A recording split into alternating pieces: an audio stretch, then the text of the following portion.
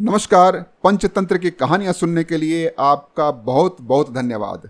पंचतंत्र के तीसरे भाग काकोलोक्यम से अगली कहानी वंश की रक्षा की ये है। किसी पर्वत में मंदविष नाम का एक बूढ़ा सांप रहता था। शिकार के लिए भटकना मुश्किल होता जा रहा था।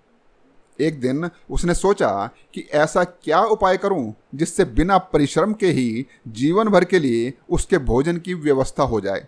उसके मन में तब एक विचार आया और वह समीप के मेंढकों से भरे तालाब के पास चला गया। वहां पहुंचकर वह बड़ी बेचैनी से इधर उधर घूमने लगा। उसे इस प्रकार घूमते देखकर तालाब के किनारे एक पत्थर पर बैठे मेंढक को आश्चर्य हुआ, तो उसने सांप से पूछा, मामा क्या बात है? शाम हो गई है, आज तुम भोजन पानी की व्यवस्था नहीं कर रहे हो? सांप ने बड़े दुखी मन से कहा, बेटे क्या करूं, मुझे तो अब भोजन की अभिलाषा ही नहीं रह गई है। आज मैं बड़े सवेरे से ही भोजन की खोज में निकल पड़ा था। एक सरोवर के तट पर मैंने एक मेंढक को देखा। मैं उसे पकड़ने की सोच ही रहा था कि उसने मुझे देख लिया। समीप ही कुछ ब्राह्मण ध्यान में लीन थे। वह उनके मध्य जाकर छिप गया। उसके भरम में मैंने एक ब्राह्मण के बेटे के अंगूठे को काट लिया, जिससे ब्राह्मण पुत्र की तत्काल मृत्यु हो गई।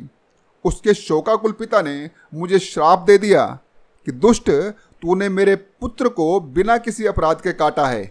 इस अपराध के कारण तुमको मेंढकों का वाहन बनना पड़ेगा। बस उस श्राप को फलीभूत करने के लिए मैं वाहन बनने हेतु तुम लोगों के पास आया हूँ। वह मेंढक सांप की श्राप वाली बात सुनकर अपने परिजनों के पास गया और उनको भी उसने सांप के श्राप की बात सुना दी। इस प्रकार एक से दूसरे और दूसरे से तीसरे कानों में जाती हुई यह बात सब मेंढकों तक पहुंच गई। उनके राजा जलपाद को भी इसका समाचार मिला। उसको यह सुनकर बड़ा आश्चर्य हुआ। सबसे पहले वह स्वयं सांप के पास चला गया और उसे अपना वाहन बनाकर उसके फन पर चढ़ गया। जलपाद को सांप के फन पर चढ़ा हुआ देखकर अन्य सभी मेंढक उसकी पीठ पर चढ़ गए। सांप ने किसी को कुछ नहीं कहा। मंदविष ने उन्हें भांति भांति के करतब दिखाए। सांप की कोमल त्वचा के स्पर्श से जलपाद बहुत प्रसन्न था। उसे सांप की सवारी करने में आनंद आ रहा था। इस प्रकार एक दिन निकल गया। दूसरे दिन जब सांप उनको बैठाकर चलने लगा तो उससे चला नहीं जा रहा था। उसको देखकर जलपाद ने पूछा, क्या बात है, आज आप चल नहीं पा रहे हैं? आपकी सवारी करने में आज मुझे आनंद नहीं आ रहा। सांप ने कहा, महाराज आज मैं भूखा हूँ, इसलिए चलने में कठिनाई हो रही है। जलपाद बोला, अच्छा ऐसी बात है तो आप साधारण कोटि के छोटे मोटे मेंढकों को खा लिया कीजिए।